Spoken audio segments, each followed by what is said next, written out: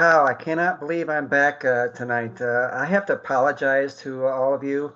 Last week we were intending on doing a live show, but as it was happened was we had in New Orleans there was Hurricane Ida flew right through, and that's where we do the live show. So we weren't able to do a live show. So, but guess what? We are doing a live show tonight with one of my favorite people in the entire world. And I'm going to jump right in because we have a little time that we need to, with Jodee Blanco, she's my guest tonight. She's going to have to leave in about a half hour. So we're going to jump right in. So, Jodee, thanks for coming on my show. It's an honor. Oh, it's the pleasure and the honor is mine, my dear. Yeah. Well, let me give a little bio for Jodee. She's an author of the seminal New York Times bestseller "Please Don't Stop Laughing at Me," and that established her as an anti-bullying first voice. And she's one of the education's most trusted experts. And she has presented to thousands of students, teachers, and parents. And administrators turn her regularly for professional development and to implement her anti-bullying program in the schools. And she's appeared in so many different shows, television shows. She's been everywhere, all across the world. And Jodee, I want to get right into it because I read your book many times, and so, but we don't have time to go over. But the thing is about the book, a lot of things you went through. This is what, 20 years ago, almost 20 years ago. I wrote Please Stop Laughing at Me. It was released, about 19, it's going on 20 years. And I was stunned when this happened. I wrote this book, it was my memoir. I wrote it just to express myself, to get it off my chest, because I thought America didn't understand anything about bullying. And in fact, the term didn't even really exist prior to my book. And that my memoir, which I was stunned, was one of the catalysts for the anti-bullying movement in America, and it established me as the movement's first voice, the first adult to look back on her school experiences through the lens of an adult and try to make sense of it. And I never imagined that it would establish me as the first voice of the movement. And it also sort of revealed a compelling demographic that before the book really didn't exist, which is what I call the adult survivor of peer abuse. The adult who was either excluded or felt invisible or was bullied or harassed all through school, and they carry the weight of those wounds. So that writing that book changed everything literally for me overnight. It turned my life upside down, but in a good way.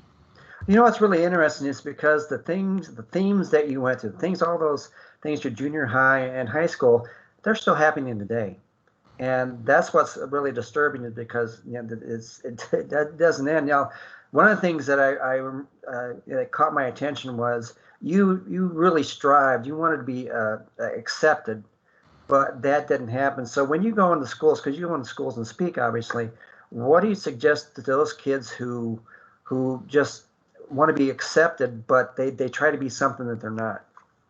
Well, here's the first thing I tell the kids, and what you're referring to is I have this program called INJA, it's not just joking around, where I go into schools, like an entire district or an entire diocese will bring me in, and I'll go to all the schools and I'll speak and I'll do professional development for the teachers, and I'll do curricula, and I'll work with the parents and the students. And in the course of this, and it's a comprehensive program, and the most interesting part is when I do the student presentations, and they're not really presentations per se. I literally get up on a stage or in a gym and I relive my past in front of these kids. I relive the pain because it's the only way that they're going to trust me, that I'm going to be authentic, right? Is to go down there and back there with them.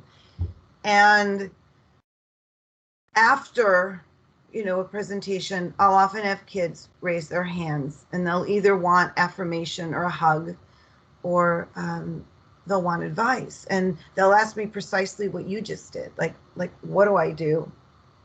And if there are any kids watching us right now, or any parents or administrators watching us right now, the number one thing that you can do, either if you're being bullied by the kids at school, or maybe you're just an invisible student.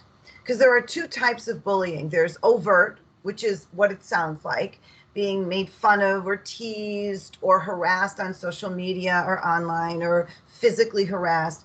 But then there's another phenomenon, Tom. It's called the invisible student.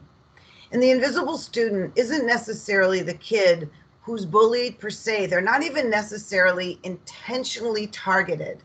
It's just the kid who doesn't, you know, doesn't appear on anyone's social radar. It's the student who sort of disappears into the woodwork.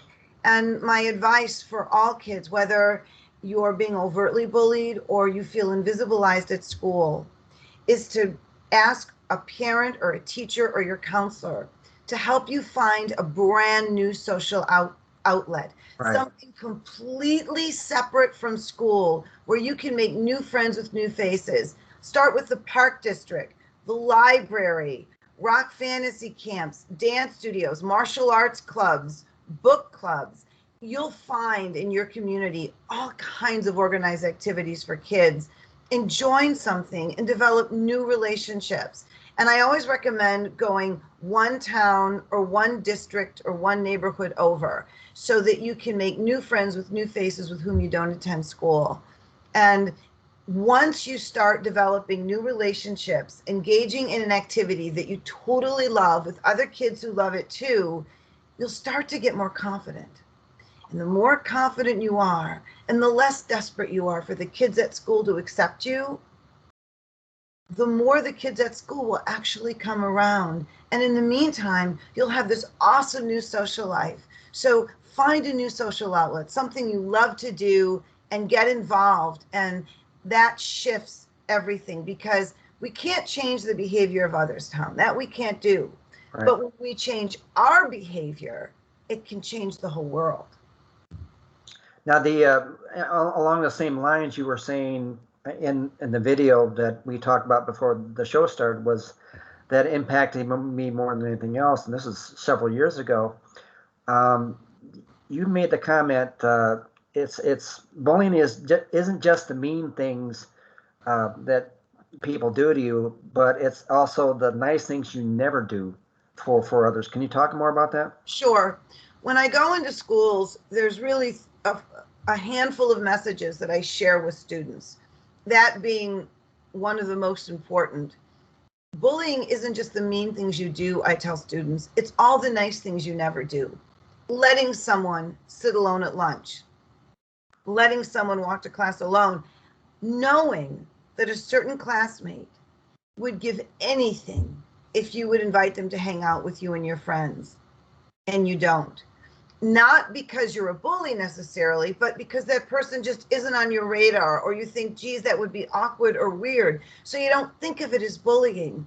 But anytime someone else, and this is in school or in the real world, in life of any age, anytime your lack of compassion makes someone feel this big,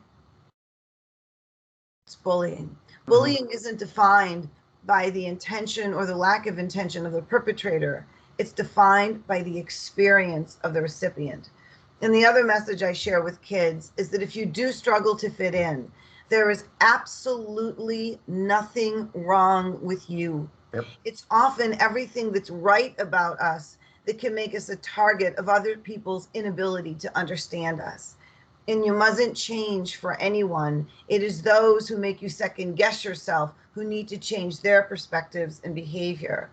And I also tell kids that bullying can damage you for life. Mm-hmm. And I know, because I'm damaged.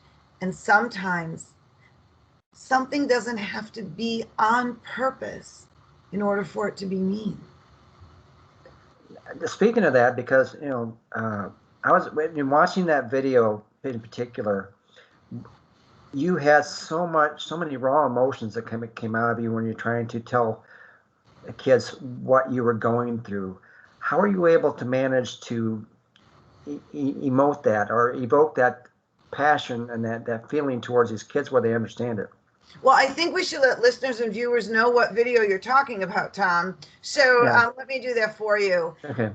On my website, and you can visit me there. It's Jodee with 2 E's, JodeeBlanco.com. I have a whole bunch of videos on if you go to the live presentations page and you scroll down in the drop-down menu, you'll see live video streaming, streaming video of me speaking live. Or if you go on the media page, you'll see it there. And there's a whole array of video vignettes. And the video that Tom is talking about is video footage of me speaking at a school. And there's video footage of me speaking at a professional development conference. And there's also a CBS Evening News feature. They came out and shadowed me, and they shot me speaking to kids, a middle school, but then they interviewed the middle schoolers after, and it's sort of a CBS Evening News piece. Mm-hmm. And it's hard. When I first started doing this, when the book first hit the New York Times list and schools started calling me about coming to speak, I don't prepare anything before I get up and I give a talk. I've always just sort of extemporized, because I have a 35-year theater background. So mm-hmm. I always just close my eyes, say a prayer, and just whatever is there will be here, mm-hmm. right? Because it's genuine. Right. And when I first started doing this, reliving my past in gymnasiums across the country, in schools, it was really, really hard. I would go into something called bully head, which was I would relive my memories of having been bullied. And I experienced post-traumatic stress disorder, PTSD. Mm. And so it was bad. Like, I would black out. I would forget what year it was. So I found a really good therapist who treated PTSD, and he worked with me, and he was wonderful. And so he gave me techniques for going on a stage. And really what I do on a stage, I was a theater and a writing, major. I studied theater and writing my whole life. And there's a great sort of theatrical technique that actors use called the Stanislavski method. And it's something called sense memory. So let's say you're an actor and you have to be in a scene and you have to be sad in the scene. So you would, in your mind, relive a sad memory so that you could emote, you could call upon that emotion on cue and then funnel it into the scene. And method actors use it all the time. So really, my performance at schools is a giant long sense memory, because I'm reliving my painful past. I'm turning my pain into purpose. But I've learned how to keep that boundary there so that I know that once that presentation is over, once that performance is over, because it's a performance, I do different characters. I'm actually reliving scenes from my past, and then I make it relevant to kids today. And I know once that performance is over, once it's done, and I take a bow, then I know I'm in the present, it's 2021, and I'm fine. So it took a lot of practice to shore up my emotional fitness. Mm-hmm. But now I'm crazy fit. And, yeah. And I can do the talk, and I can open kids up, and I can really make them connect with me and really bond with me, and they'll come forward afterwards. And if they're suicidal or struggling, they'll usually confide that to either me or the counselor who's there. So we're able to do a lot of intervention and crisis intervention. So I'm able to do that, but I'm also able to maintain my emotional sort of distance from the moment and protect myself emotionally so that I can be fully present for these kids and not have my old pain interfere with their current needs. So it took work, and I worked with a therapist, and I've studied crisis management intervention, and I'm a trained interventionist. But you're very perceptive. It was hard in the beginning. It's hard. It took time. I've spoken to schools and churches and organizations, and there's always that one point in there where I just break down, because I have such a connection to the story that I'm trying to say. So I fully understand what you're going through. But there's one thing because I forgot about to ask this question was, in the book you had to go to a psychiatrist, which you weren't thrilled about. But ultimately, what the psychiatrist said, you were over dramatizing everything. That's a great right? point. When you go into schools and kids are always told that you're making a mountain over a molehill, all these different things. What do you tell these kids? Well, it's really interesting. I start with what I tell the adults. Yeah. Because and I explain this to kids, but I start with the adults because this is an adult challenge right here. When I do professional development, and I do professional development for teachers, for principals, for administrators, I do deep development work with parents. And I always tell them this, there's a typical profile of the bullied student. And the typical profile of the bullied student is what I call the ancient child. You were probably this kid yourself, Tom. And I know that there are people listening to us now who either know this child, was this child, teach this child, or are a parent to this child. The ancient child is the kid that you might refer to as an old soul. This is the kid who is typically more verbally, intellectually, and socially advanced than their peer group. They often have an extraordinary vocabulary. They're articulate. And when you speak with one of these kids, you sometimes forget that you're actually speaking to a kid because in every other way on the outside, they are so mature. This is the kid whose parents will say of them, my kid is 13 going on 33. This is the kid who will beg their parents to stay up late if their parents are having a party because they feel they have more in common socially and culturally with their parents' friends than they do their classmates. This is the kid who will say to the teacher at school, it's okay that I sit by myself at lunch. It's okay that no one will play with me at recess. The kids are too immature for me at school anyways. Don't believe it. No matter how outwardly mature a child may be, inside they are still emotionally their biological age, and they struggle to fit in just as much as any other kid the same age.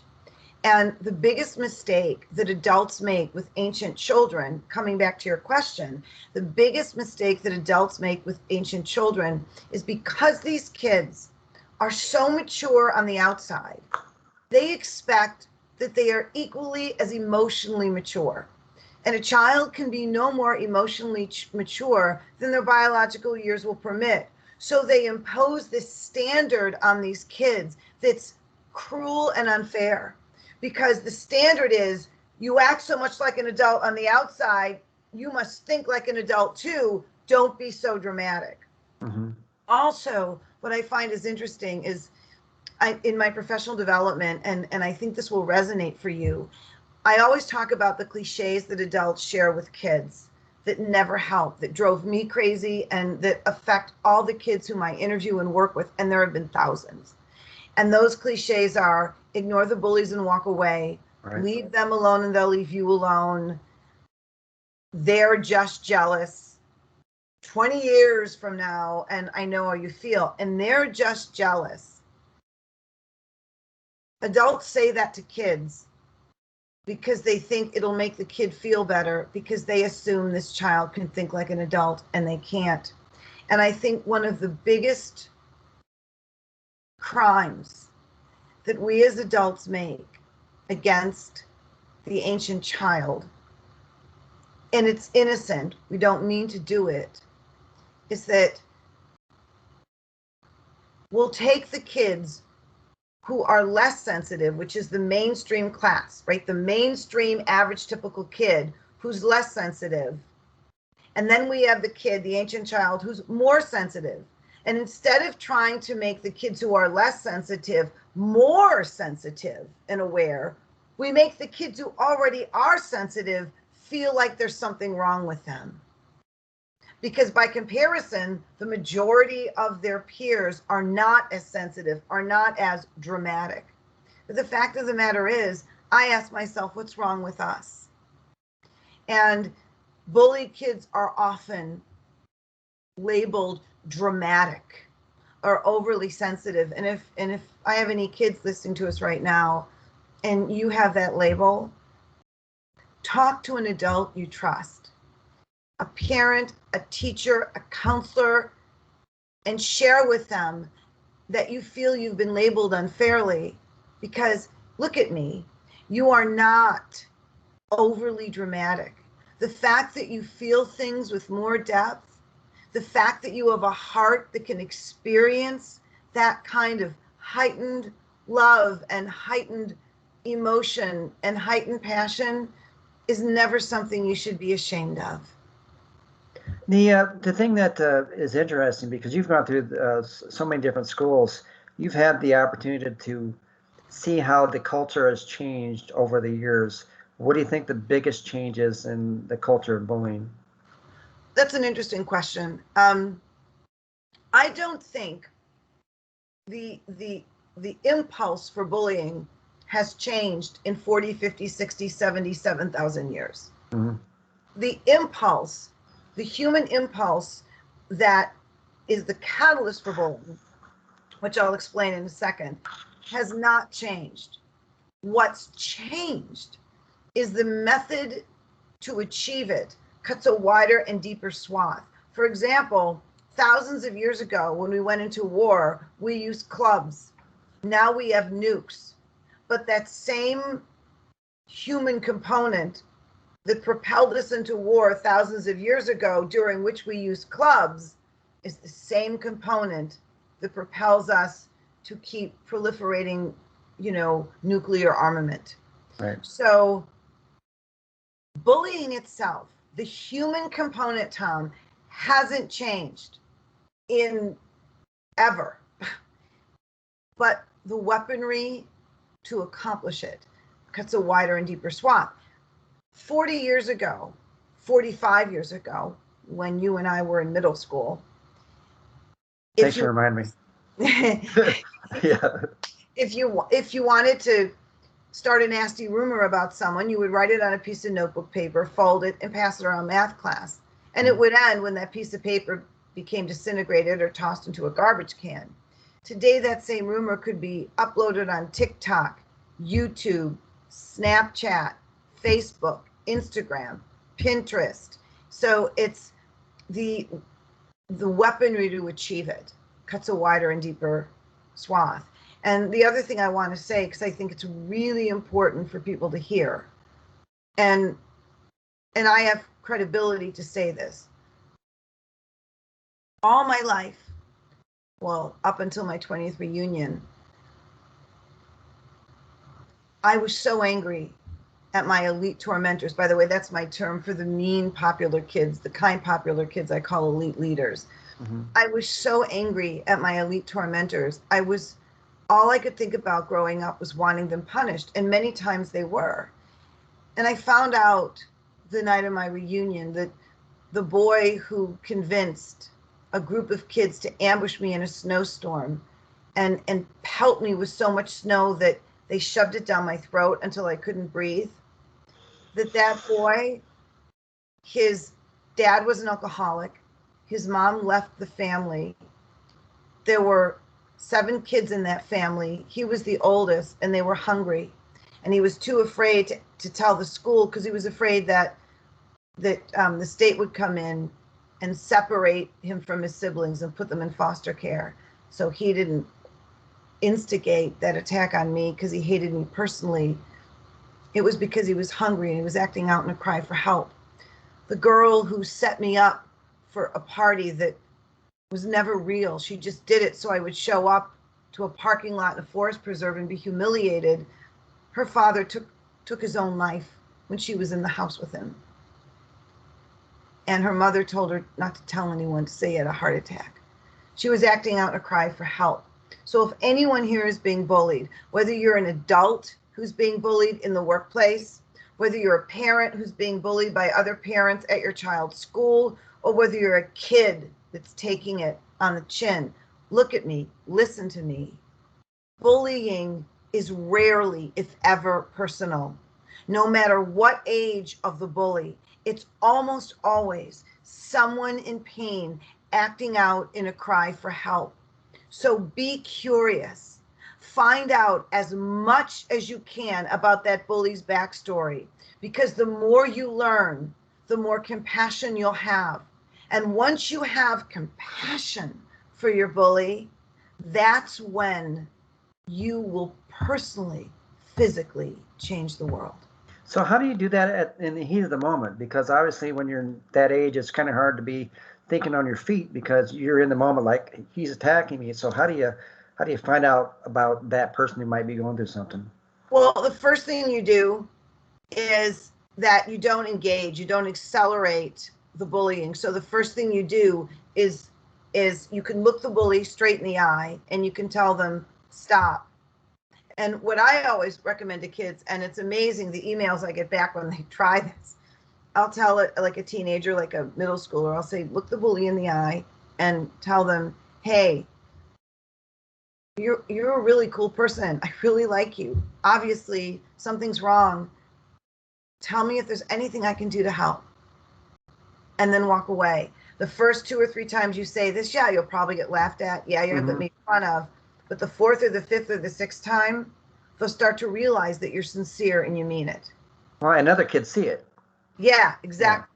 Yeah. And then immediately report the bullying. Because I teach kids from kindergarten in schools all the way up to the university level that tattling hurts and telling helps. Tattling or snitching is about revenge, and that's uncool.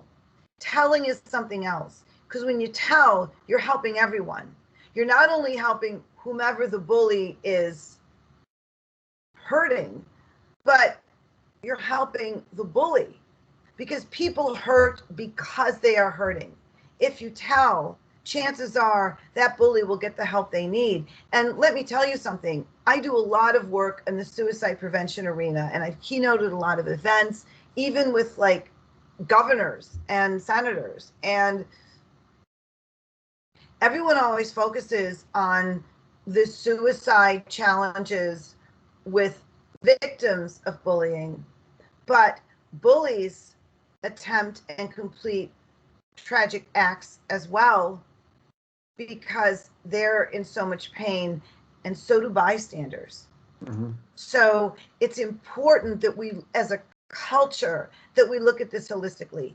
And I'm not saying that if someone is mean to you, that if they're going through something awful, it makes it okay. I'm not. But what I am saying is that if you are curious and you do find out as much as you can about your bully's backstory, it will make you feel a certain understanding and compassion, and it will make forgiveness a lot easier. And at the end of the day, if we can't learn to forgive, that doesn't mean we forget or excuse. But if we don't learn to forgive and advocate compassionate, restorative forms of discipline in our schools and in our homes and in our companies and in our culture, we're going to continue to perpetuate the very cycle that we seek to eradicate. You can't do this to me, Jodee. There's just so much to go over with you. I know you have to go here. So before you go there, I want to find out, or have people find out, where they can reach you to see if they want to be able to connect with you. Absolutely. My website is Jodee at jodeeblanco.com, and that's JODEE at JODEEBLANCO.com. And if you're interested, you can shoot me an email there. My email is Jodee at jodeeblanco.com. And if you're interested in me coming to your school and implementing my anti-bullying program, or you're interested in me speaking, or you just need an ear, please reach out. If you're a fan of Tom's show, then you're automatically a friend of mine. Well, there you go. And Tom, I would be honored and humbled if you would consider having me back. I think what you do is extraordinary. And if everyone who felt passionately about something and was willing to turn their pain into purpose, as you have, did what you're doing, the world would be in a very different place right now. So I am honored to serve you in any way I can. So please stay in touch and come to visit me in Miller Beach, for goodness sake. That is so close. We are there, man. We're just pals now. So, all right, Jodee, thank you again, and take care of what you need to take care of, and I will stay connected with you. I promise you. And everybody, you are very lucky to have this guy as your sort of spirit guide on optimism. Thank you. Thank you if so anyone much. will courage and strength and optimism, it's going to be this guy. So All right. thank you so much. See you, Jodee. Thank Bye-bye. you. Bye. So I am still here. I haven't left the show, but I want to talk about some things. I want to add to what we didn't have time to do this for Jodee, but Jodee wrote in her book, again, it's called Please Stop Laughing at Me. But I want to talk about what she said in the, she was in a speaking class. I can't remember the name of the class, but it was a public speaking one. That's what it was called. And she was asked to get up and talk. And since her name was in the letter B, she was the first one that came up. And this is what she came up with. And she said, hello, my name is Jodee Blanco, and I'm going to share with you a story about an underdog. Someone who everyone made fun of, someone who never got invited to parties, and who was so lonely she felt lost. This girl had wild, wiry hair that never looked as if it was combed. She wasn't like the other kids at school, and she'd rather write poems and make up songs than hang out and talk about boys. She ached to have friends, but was interested in the same things as her peers. They thought she was weird. They disliked the way she dressed. They didn't understand why she was different, and they chose not to try. Rather than opening their hearts to this strange, beautiful bird, she was cast out from the flock. She didn't fit in. As the years passed and the rejection she endured in school became buried in a secret place in her memory, she discovered she had a gift for turning those songs she used to hear inside her head into music that reached people's souls, millions of people. That misfit who everyone picked on, who was the butt of every joke and the target of so much cruelty, was Janis Joplin. You all know her music. It helped define a generation. Your children will listen to Janis Joplin just as your parents did, and as I bet many of you do too. Janis Joplin died in her 20s from a drug overdose. She was so full of pain and hurt that she tried to numb it with drugs. Eventually, they killed her. I always wonder if the kids in her school had tried to get to know her, and instead of ridiculing her and shunning her for being different, had embraced her for being special, would she be alive today? We'll never know. But one thing that we do know for sure, there are people like Janis Joplin among us now. Maybe that guy with the glasses who you make fun of at lunch with the next Steven Spielberg will be the next Steven Spielberg or the next Elton John. The chubby girl with the acne who you snicker at during gym class could be the next Bette Midler. They could also end up being so damaged from loneliness, so frustrated and sad that they go through life never being all they could have. What you should understand is that to the underdogs at this school, some of you are like royalty. You're important. Your acceptance would mean so much. Next time you think of laughing at someone, stop for a second and think of Janis Joplin. Thanks for listening. This is such a powerful passage in her book. And again, it's called Please Stop Laughing at Me, and her next book after that was Stop Laughing at Us. But folks, if there's one book you want to read about what it's like to go through life being tormented unnecessarily and becoming the victim, I didn't get a chance to talk to Jodee about this. What point in her life did she feel like she wasn't the victim anymore? She wanted to help out. That hopefully, when I get her back on again, we'll discuss that. But the thing is at some point you got to stop being the victim, and then she did that. But man, in this book, it's one instance after another, and it got to the point. There's one last passage I want to read, and this is before she went to the psychiatrist. We never got a chance to go in depth about that, but this is what she said in the book. I couldn't sleep. I longed to leave the earth. Dear God, please forgive me for asking you this, but rather than let someone who loves life get cancer, let me have cancer instead. There are so many little kids sick with leukemia. Please take the sickness away from one of them and give it to me. I don't want to be here anymore. Feeling hopeless and lost, I began to cry great sobs of despair. and I didn't hear my bedroom door open. That's when her mom came into the door. That resonates with me, folks, because it's like, why, when someone gets to that point, where is someone else? Who is there to give support? And if you're going through this, or you know somebody else is going through this, please don't hesitate to have a conversation with them or turn them to someone who they trust. And that's why having Jodee on tonight was so important, because I just wanted to be able to have someone who went through this thing and come out of the shadows of pain and to help others. And she has done so much. So when we, I'm going to end the show a little bit early, but there's some things I want to. I was reading this on Pinterest tonight, and I found some things I wanted to read, and it's all about resilience. Because I was talking to someone today. I was talking to Tony Lantas. She was one of my guests months and months ago, almost when I first started this show 2.5 years ago. And she wrote a book called Resilience. And I think this is so appropriate because of all the things that we've been going through with COVID for the past, I don't know, year and a half, 19 months, 18, 19 months. I don't know, it's going on forever. But the biggest thing is we have to pull ourselves up, find out each day that we've got something going on that's worthwhile, even though it's all this pain is going through us every single day. But the thing is we have to survive. And this is one thing I read from Pinterest. I want to bring this out. It says some people survive and talk about it. Some people survive and go silent. Some people survive and create. Everyone deals with unimaginable pain in their own way, and everyone is entitled to that, without judgment. So the next time you look at someone's life covetously, remember, you may not want to endure what they are enduring right now at this moment, whilst they sit so quietly before you, looking like a calm ocean on a sunny day.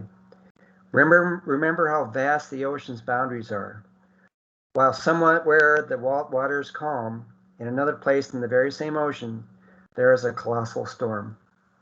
That to me is just, it's incredible, because there are days when I wake up in the morning that I wonder how I'm going to get through the day. I'm doing this show of all positivity, but honestly, I'm a human. But the thing is, I keep forging ahead. And those are the type of things I like to read, not just for you as me reading to help you out, but it also helps me out. And I think that's important. And here's another one that I read. It says, don't quit. When things go wrong, as they sometimes will, when the road you're trudging seems all uphill, when the funds are low and the debts are high, and you want to smile, but you have to sigh, when care is pressing you down a bit, rest if you must, but don't you quit. Life is strange with its twists and turns, as every one of us sometimes learns, and many a failure comes about, when he might have won had he stuck it out. Don't give up, though the pace seems slow. You may succeed with another blow. Success is failure turned inside out, the silver tint of the clouds of doubt. And you never can tell how close you are. It may be near when it seems so far. So stick to the fight when you're the hardest hit. It's when things seem worst that you must not quit. For all the sad words of tongue or pen, the saddest are these: it might have been. That, my friends, is the epitome of what it was like for me. And I don't like to talk so much about me all the time, but this is the reason why I do this show. And it's not so much, although I do this for all of you, but I do it for me as well, because there is a moment in my life that I wanted to quit, not life, but I wanted to quit my quest to do something that has impact on other people. And when I reached 52 years of age, that's when my life turned around on a career sense, not personally, although it did affect me personally. But I made that decision to write that first book, and I did not quit. And when I made that decision not to quit, it is like a domino effect, because when you see the results of your efforts is actually something that's happening good for you, uh, then I just felt like, okay, what's that this ended for me? What's next? And folks, that when you have that journey, when you have that passion, that dream, that's something that you want to have so much in your life, and you feel like nothing's going to stop me, those are the times those obstacles will come against you. But I'm telling you, if you focus on the final result, you're going to be able to accomplish so many different things. It may be small initially, but that big dream that you want, you just got to keep forward. Got to keep going forward. You have to, because it's not something that anyone can say that they can honestly say that if they did not put forth the effort every single day, that they weren't going to achieve something in their life. It may not be the final goal, but you just keep chipping and chipping and chipping away at this. And I'm telling you, it works. That's how I got to my second book, and that's how I got to be speaking in schools and churches and organizations, and this is how I got my radio show. But I guess I kept chipping away every single day. And the beauty of it is, I am not even close to being where I want to go in my life. And I don't like to, it's uncomfortable talking about my life, because I consider myself humbled. But when I start talking about things that I'm passionate about, I'm hoping it generates passion in you, because I think it's important that if you don't have passion in your life with action, you're going to be wallowing in just that mediocrity every single day. And I just hope that everyone can work on that. And one last thing I want to read, one last thing, and then I'll end the show here. It says, I have learned a lot this year. I learned that things don't always turn out the way you planned or the way you think they should. And I've learned that there are things that go wrong that don't always get fixed or get put back together the way they were before. I've learned that some broken things stay broken, and I've learned that you can get through bad times and keep looking for better ones, as long as you have people who love you. So with that, I want to end my show, and I'm going to have another awesome show tonight. And thank you for coming along. And again, I want to thank Jodee Blanco for coming on my show. And she was the one guest that I've always wanted to have on my show, because of her experience with anti-bullying, and also the books that she wrote. And if anybody wants to find out more about her, then check on the show notes, and you'll be able to do this. So as I end all my shows, I want everyone to smile infectiously, laugh genuinely, love unconditionally, and live courageously. I believe in all of you. And next week, or the rest of this week, folks, I want you to wake up every single day being blessed and joyful that you have another day to accomplish something in your life. So have a great week, folks.